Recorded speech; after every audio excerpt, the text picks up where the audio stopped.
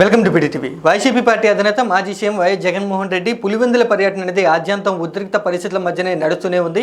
ఎందుకంటే ఎన్నికల్లో ఓటమి అనంతరం తొలిసారి నియోజకవర్గానికి రావడంతో వైఎస్ జగన్మోహన్ రెడ్డిని కలిసేందుకు నియోజకవర్గ స్థాయి కార్యకర్తలు, జిల్లా స్థాయి ముఖ్య నేతలంతా కూడా వైఎస్ జగన్మోహన్ రెడ్డిని కలిసి ఓటమి గల కారణాలు ఏంటి అనేటువంటి విషయాల గురించి వివరించేందుకు పెద్ద ఎత్తున కూడా ఆసక్తిని అయితే చూపిస్తున్నారు. అలాగే తనను కలిసేందుకు వచ్చేటువంటి ముఖ్య నేతలందరితో కూడా YS Jaganmohan Reddy YCP party ఎందుకు ఓడిపోయింది, పులివెందుల నియోజకవర్గంలో ఎందుకు ఎదురుగాలి వీచింది అనేటువంటి విషయాల గురించి ఆరా తీస్తూ ఉన్నారు. అలాగే రాయలసీమ ప్రాంతాల్లో ముఖ్యంగా కడప జిల్లాలో ఓటమి గల కారణాలు ఏంటి అని వైఎస్ జగన్మోహన్ రెడ్డి జిల్లా స్థాయి ముఖ్య నేతలందరితో కూడా ఆరా తీస్తున్నటువంటి పరిస్థితులు అయితే కనిపిస్తున్నాయి. అయితే వైఎస్ జగన్మోహన్ రెడ్డిని కలిసేందుకు పెద్ద ఎత్తున కూడా కార్యకర్తలు, నాయకులు భారీగా చేరుకోవడంతో మొదటి రోజున అయితే వైఎస్ జగన్మోహన్ రెడ్డి నివాసం సంబంధించినటువంటి కిటికీ అద్దాలు పగలడంతో కొంత ఉద్రిక్త పరిస్థితులు అయితే నెలకొన్నాయి.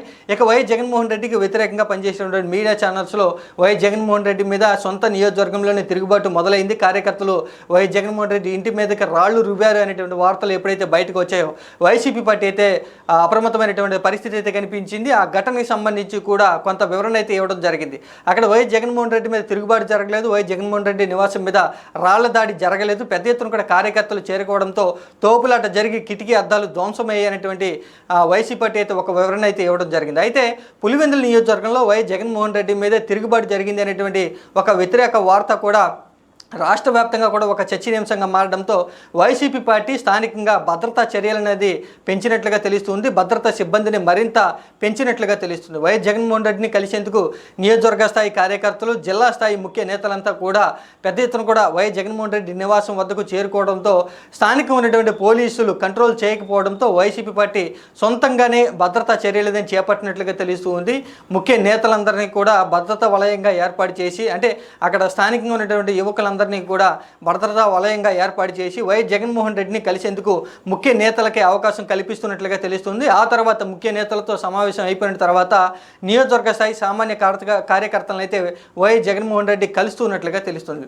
అయితే వైఎస్ జగన్మోహన్ రెడ్డి మీద వ్యతిరేకం మొదలైంది అనేటువంటి విషయాన్ని ఎప్పుడైతే పెద్ద ఎత్తున కూడా రాష్ట్ర వ్యాప్తంగా కూడా చర్చనీయాంశంగా మారిందో ఇది వైసీపీ పార్టీకి ఒక వెదురుగాలి వీచింది అనేటువంటి సంకేతాలు కొంత ప్రజల్లోకి వెళ్ళే అవకాశం ఉంది. కాబట్టి వైసీపీ పార్టీ దిద్దుబాటు చర్యలకు వెళ్ళినట్లుగా తెలుస్తుంది. ఇక వైఎస్ జగన్మోహన్ రెడ్డి కూడా ఈ విషయం మీద పూర్తిగా దృష్టి పెట్టాలని సమాచారాన్ని పంపించినట్లుగా తెలుస్తుంది.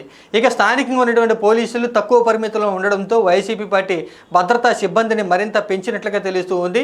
ఇక వైఎస్ జగన్మోహన్ రెడ్డి తనను కలిసేందుకు వచ్చేటువంటి ముఖ్య నేతలందరికీ కూడా ఒకటే క్వశ్చన్ చేస్తున్నట్లుగా తెలుస్తుంది. ఓటమి గల కారణాలు ఏంటి స్పష్టంగా సూటిగా చెప్పాలని వైఎస్ జగన్మోహన్ రెడ్డి ముఖ్య నేతలకి చెప్తున్నట్లుగా తెలుస్తుంది. అలాగే తనను కలిసేందుకు వచ్చేటువంటి సీనియర్ నేతలంతా కూడా రాయలసీమ ప్రాంతంలో వైసీపీ పార్టీకి ఎదురుగాలి వీచేందుకు గల కారణాలు అయితే స్పష్టంగా చెప్తున్నట్లుగా తెలుస్తుంది.